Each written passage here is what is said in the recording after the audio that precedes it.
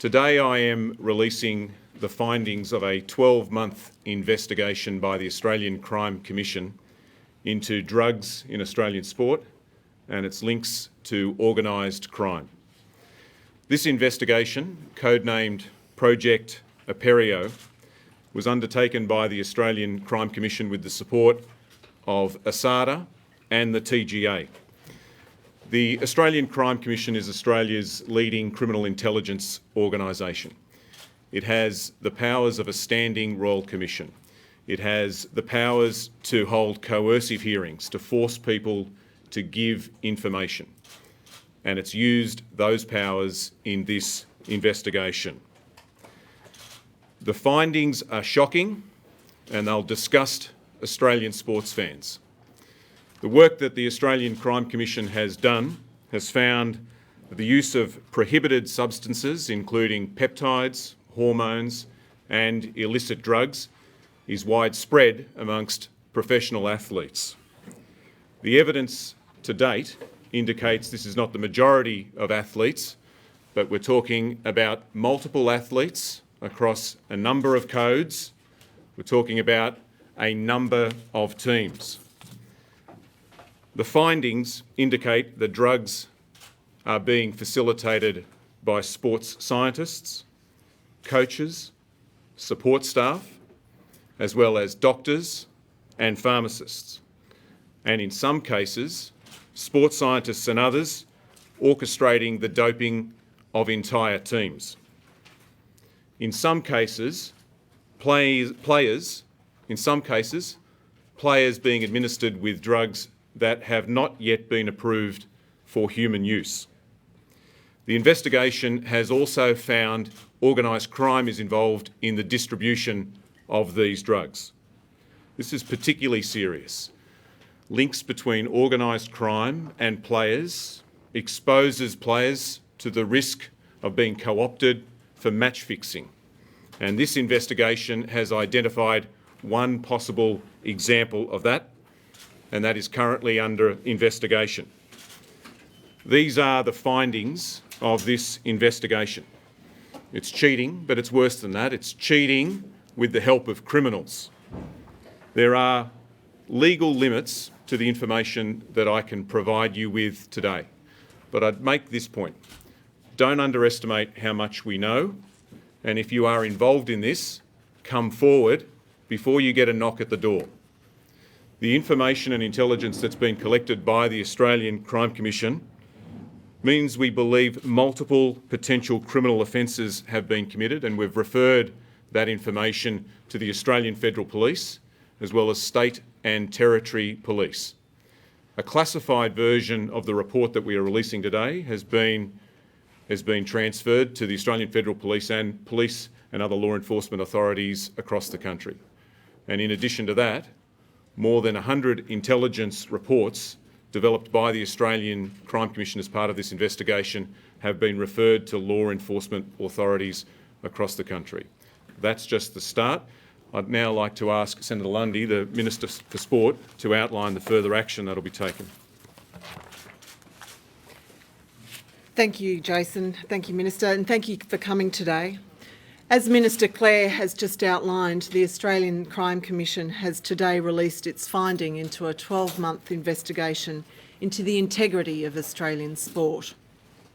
The Australian Sports Anti-Doping Authority, ASADA, will now take over the investigation where evidence has been found to contravene the World Anti-Doping Authority Code and undermine the integrity of our national sporting codes.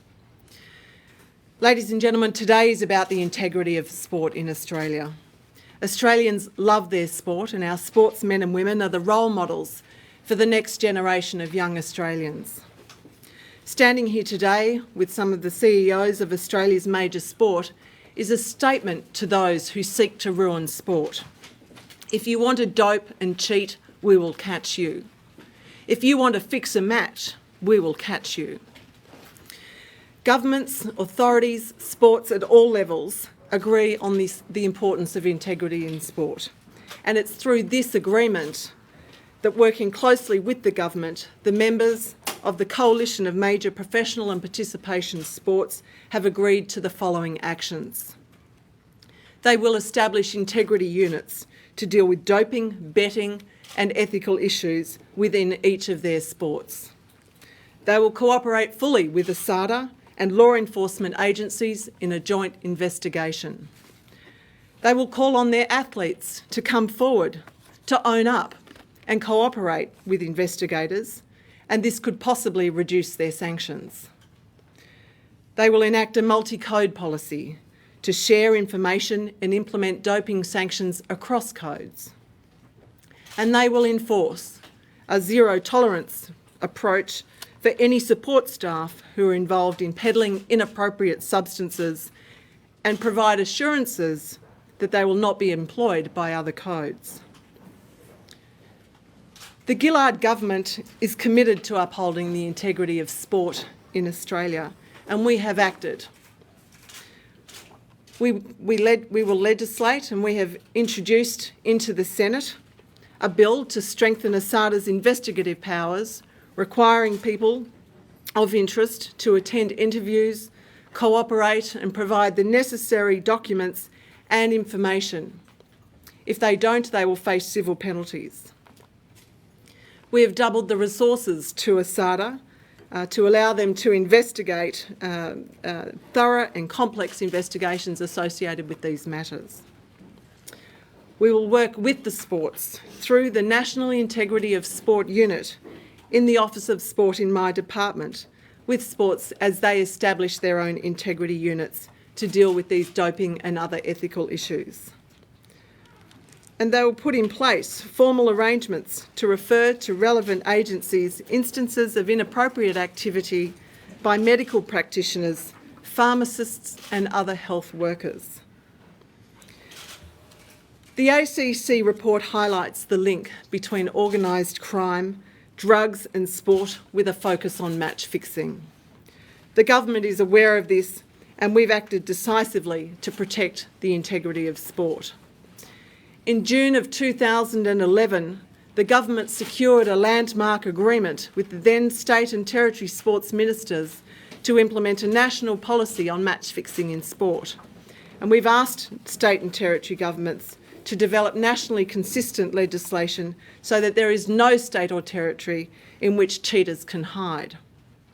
As a result, the federal government established the National Integrity and Sport Unit to oversee these issues. The majority of states and territories have either legislated or begun the legislative process to criminalise match fixing in their state or territory. Completing this is now urgent.